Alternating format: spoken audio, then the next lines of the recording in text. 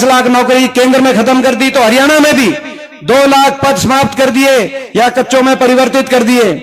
कौशल निगम में आपने देखा 2 लाख नौकरी हमारी हरियाणा में खाली पड़ी है आज भी। और कौशल निगम में जो कच्ची भर्ती करी, वो कच्ची भर्ती बिना पेंशन के, बिना रिजर्वेशन के और बिना मेरिट के बैकडोर से सरकारी ठेकेदार बन गई। पक्की नौकरी तो दे नहीं रहे और इजराइल में भेज रहे हैं, जिस इजराइल से दूसरे देशों के नागरिक, जहां से नेपाल अपने नागरिकों को, बांग्लादेश अपने नागरिकों को हवाई जहाज से, वहां से उनके अपने नागरिकों को युद्ध क्षेत्र से बचाकर वापस घर ला रहे हैं, वहां पे इजराइल के युद्ध क्षेत्र में काम करने के लिए ठेकेदारी के माध्यम से हरियाणा सरकार हरियाणा के नौजवान को एडवर्टाइज करके नौकरी उधर देने का आज काम कर। ये स्थिति आज नौकरी, और ये मैं कहना चाहता हूं, ये लड़ाई संविधान को बचाने के लिए भी है। जैसे हमने कहा, आज संविधान पे भी आक्रमण हो रहा है चारों तरफ, और मगर हम इनको कहना चाहते हैं ये वो संविधान है जिस संविधान में बाबा साहब भीमराव अंबेडकर जी के नेतृत्व में जब संविधान जो बना, उस संविधान में बाबा साहब के नेतृत्व में हमारे पूर्वज में स्वर्गीय दादाजी चौधरी रणबीर सिंह हुड्डा जी के भी दस्तखत उसी संविधान में, क्योंकि वो संविधान निर्माती सभा के सदस्य थे, उनके दस्तखत भी उस संविधान में मौजूद हैं। और मैं चुनौती देके कहना चाहता हूं भाई बीजेपी वालों को, ये जो संविधान है, इस संविधान के आधार पर 70-75 साल में देश आगे बढ़ा है। जो आप कहते नहीं कुछ हुआ, संविधान बना था, इन 70-75 साल में देश की नींव रखी थी और उस नींव पे देश आगे बढ़ा है। इस संविधान को 1 इंच भी हम हिलने नहीं देंगे, इस संविधान को बदलने नहीं देंगे। आज चुनौती के साथ मैं कहना चाहता हूं।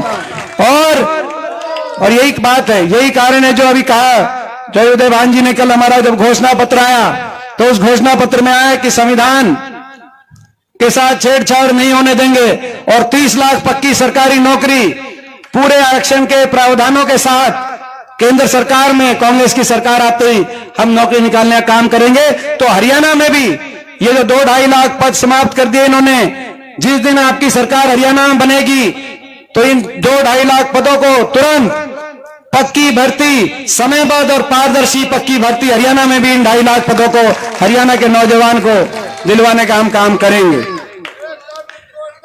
हरियाणा में जैसे मैंने कहा कि जो हरियाणा देश में विकास में आगे था, आज इन्होंने क्या किया, वही हरियाणा 10 साल की सरकार के बाद विकास में तो 18वें पायदान पे, मगर देश में नंबर 1 हरियाणा बन गया।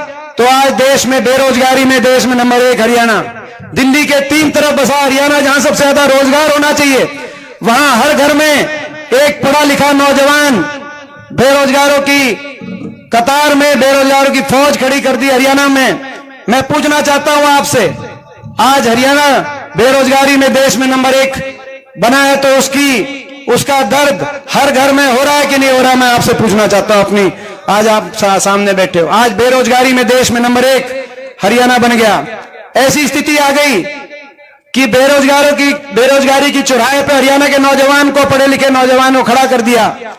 जाए तो जाए कहां, कोई डिप्रेशन की तरफ, कोई नशे की तरफ, कई अपना घर बार बेचकर विदेश की तरफ, विदेशों में पलायन हो रहा। कई जिलों में ऐसी स्थिति आ गई, हर गांव में कोई ना कोई विदेश की तरफ। आज अग्निवीर योजना से पहले जब पक्की भर्ती होती थी तो हरियाणा का नौजवान देश की सीमा पर जाकर देश की रक्षा करने का संकल्प लेता था। आज जो देश की सीमा पर जाके संकल्प लेता था, वो अमेरिका की सीमा, अमेरिका के बॉर्डर को क्रॉस करके अपनी जान हथेली पे रख के वहां पे मजदूरी करने जाता है। तो पटाखे गांव के अंदर, कई जिलों के अंदर ऐसी स्थिति हो गई। देश में सबसे ज्यादा बेरोजगारी, हरियाणा की पहचान बदल दी। नाम था हरियाणा का, दूध दही का खाना था, ऐसा मेरा हरियाणा था। अब नशे में नंबर 1 हरियाणा बन गया 10 साल की बीजेपी की सरकार के बाद।